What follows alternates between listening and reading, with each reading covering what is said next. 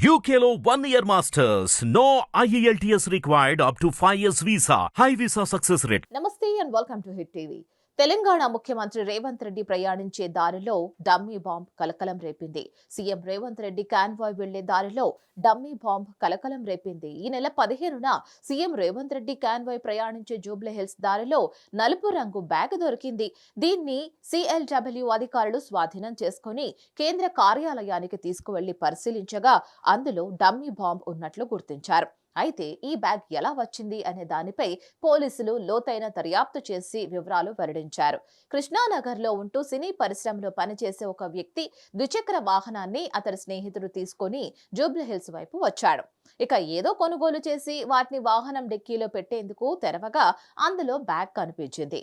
పరిశీలించగా వైర్లు, డిస్ప్లే కనిపించడంతో అది బాంబు అని భయపడి అక్కడే ఉన్న ఖాళీ మైదానంలో విసిరేసి వెళ్లిపోయాడు.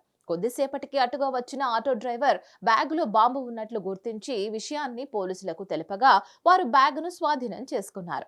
ఈ ఘటనకు సంబంధించి 3 అనుమానితులను అదుపులోకి తీసుకుని విచారించగా షూటింగ్ నిమిత్తం దీన్ని సిద్ధం చేసినట్లు తేలిందని పోలీసులు వెల్లడించారు.